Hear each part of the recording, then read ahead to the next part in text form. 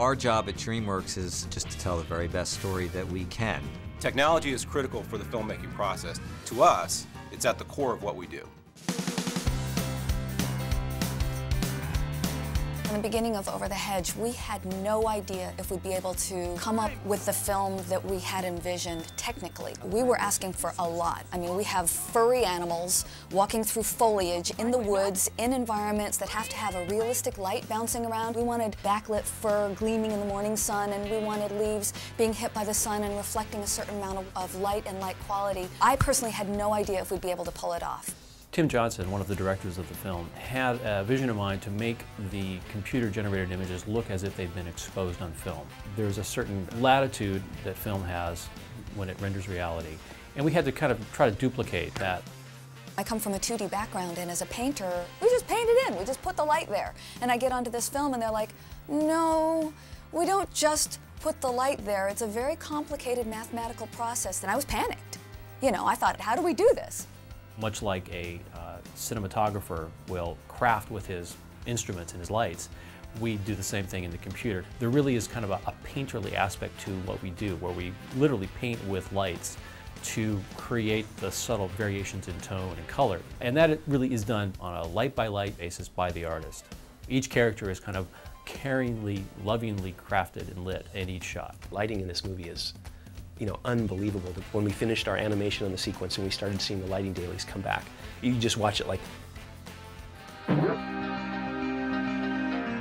Over the Hedge is unique to other animated features in that we have more cute fuzzy critters than anybody. There's such an appeal to the characters. They are so lovable, they're so squishy. You want to take them home, you want to bury your face in them because they're so cute. Morning, Lou. Penny? Thanks. Hey, kids. One of the things that was really fun on the film was to really see what we could do to push the fur tool. The fur tools are essentially a tool that grows little strands of hairs.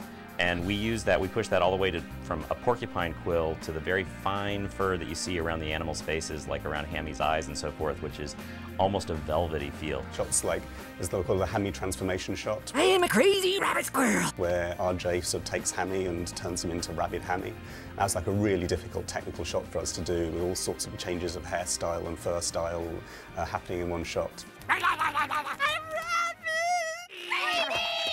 Hey, it's working! It's behind you! I know, you're right behind. Oh!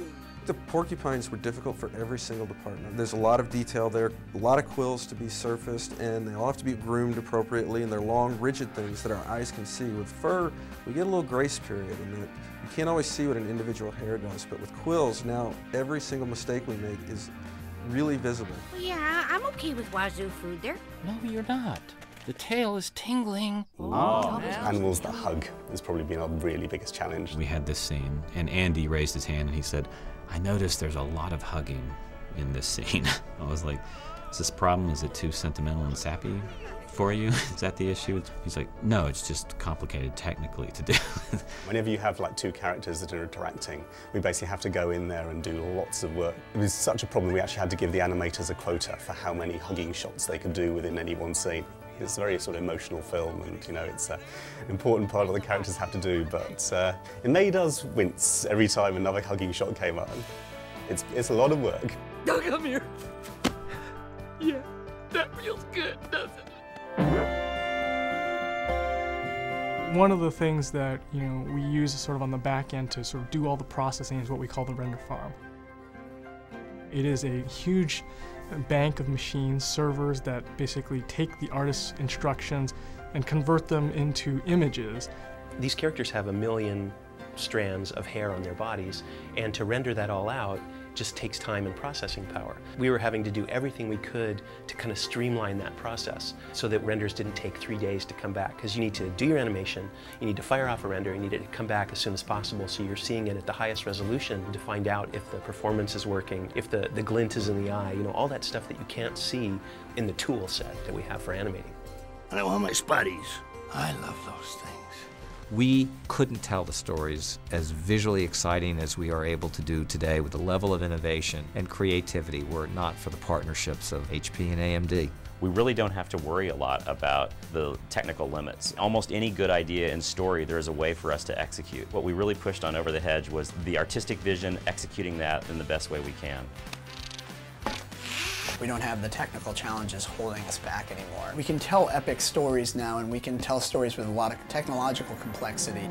As we move on to newer films, finding ways to take that technology to a level where it's facilitating the story is the real challenge. At Dreamworks Animation, we really have a mandate to push the state of the art, to really be at the forefront of what is possible. And that requires us to take risks. If we planned on finishing the film with the computing power when we start 3 or 4 years in advance, they wouldn't be state of the art.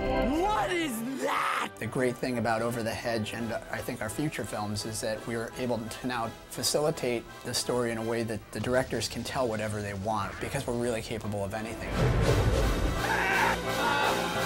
This, my friends, is just the beginning.